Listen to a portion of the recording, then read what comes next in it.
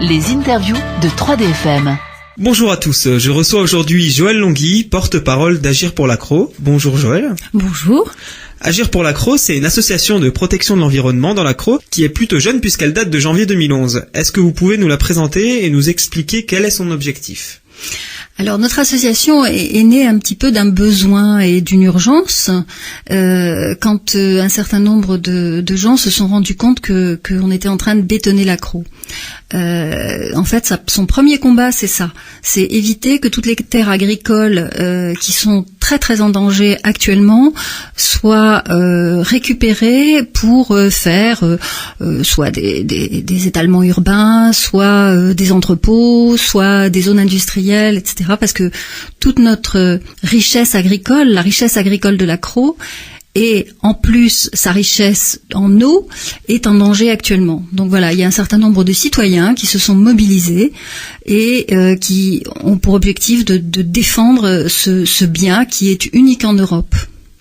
On a pu vous voir un certain nombre de fois dans les médias, que ce soit à la télévision ou dans les journaux. Est-ce qu'il y a des choses que vous dénoncez sur lesquelles vous avez obtenu gain de cause? Pas forcément pour stopper un chantier, par exemple, ou quelque chose comme ça, mais une différence au niveau de la mobilisation ou une réouverture du débat. Alors, oui, on n'arrête pas de se battre. Donc, on a obtenu quand même des choses par un petit peu par effet viral, parce qu'en fait, Agir sur l'Accro est né à Saint-Martin-de-Croix, comme vous le savez, mais il y a un certain nombre d'autres associations qui se sont ralliées un petit peu à notre combat et qui sont sur Istres, sur Beaucaire, sur même jusqu'à Salon-Pélissane. Donc on rassemble un petit peu, ou plutôt on fait partie d'un mouvement qui est important.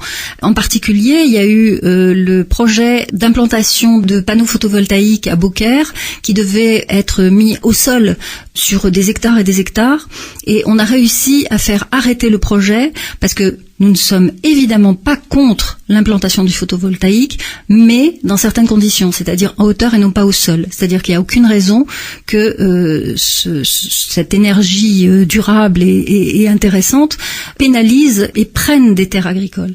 Donc voilà, c'est ce genre de choses qu'on a réussi à faire. Ça, c'est une réussite. Maintenant, vous dites autrement que d'arrêter un certain nombre de projets. C'est très important d'arrêter les projets parce que ça nous donne du temps. Ça nous donne du temps pour trouver les arguments juridiques, pour faire écran, pour faire barrière à des projets. Et on a besoin de ça. Dans un premier temps, si on ne fait pas un stop, un arrêt, si on ne donne pas la possibilité de dire non, on va voir ce qui se passe, on va étudier plus en profondeur le dossier, on n'a pas aucune chance d'aboutir. Parce qu'on est en face de nous, on a des gens qui sont quand même très très très très gros, et on a des gens qui ont beaucoup d'intérêt à défendre. Donc le fait d'arrêter déjà, le fait de stopper, le fait de faire reculer l'implantation des projets est très très très très important. Agir pour l'Accro, c'est une association indépendante. Quand je dis indépendante, ça veut dire pas de subvention de la part des institutions publiques, mais seulement des dons et des adhésions. D'une part, est-ce que c'est pas trop difficile d'exister dans ces conditions ? Et malgré cette indépendance, est-ce que vous ressentez quand même des pressions par certaines institutions, qu'elles soient publiques ou privées ? Bien sûr que l'indépendance, la liberté, ça coûte toujours très cher. Bien sûr qu'il y a des pressions qui sont des pressions souvent un petit peu perverses, on va dire. De quel ordre ?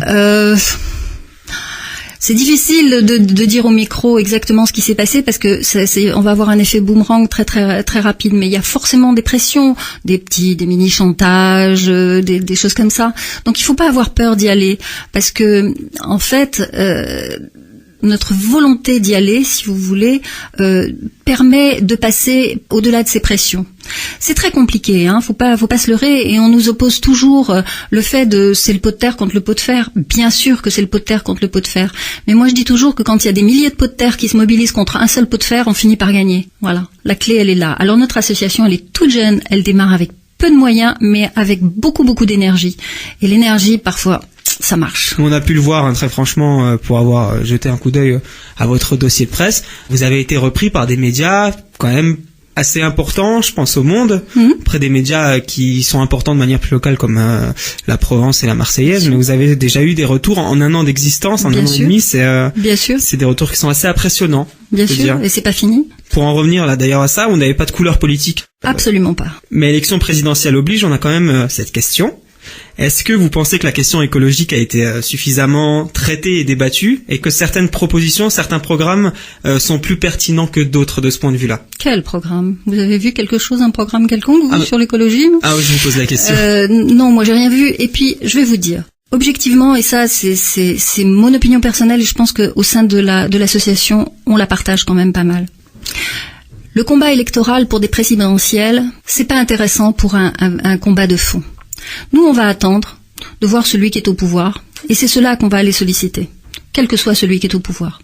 Parce que dans le cadre d'une élection électorale, c'est-à-dire d'une course au pouvoir, telle qu'elle est menée en France, et ailleurs d'ailleurs, mais telle qu'elle est menée actuellement, tout ce qui est dit est quand même un tout petit peu basé sur du vent. Après, il y a la concrétisation de ce qui est dit, de ce qui est promis. Donc on a choisi volontairement de pas aller solliciter les uns, les autres et penser à nous et qu'est-ce que vous faites pour nous, etc. On verra après.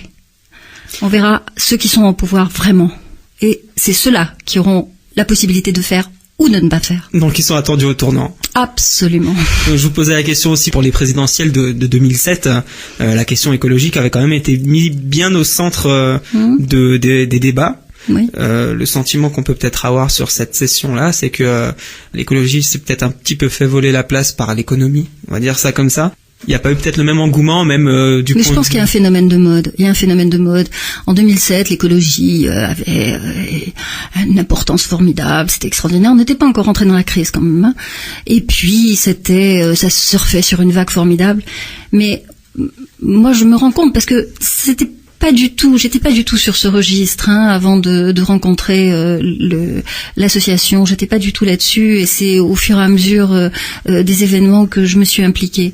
Et là, je me suis rendu compte que les problèmes de fond, ils vont très très au-delà de la simple couleur écologique politique.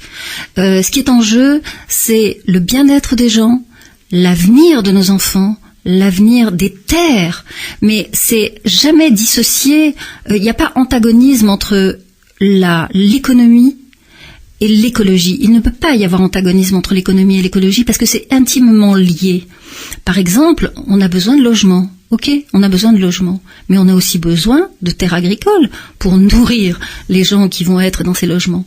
Donc, très souvent, il y a opposition entre les deux. Les élus privilégient souvent le bétonnage, la construction de logements, l'étalement urbain, parce que c'est plus facile.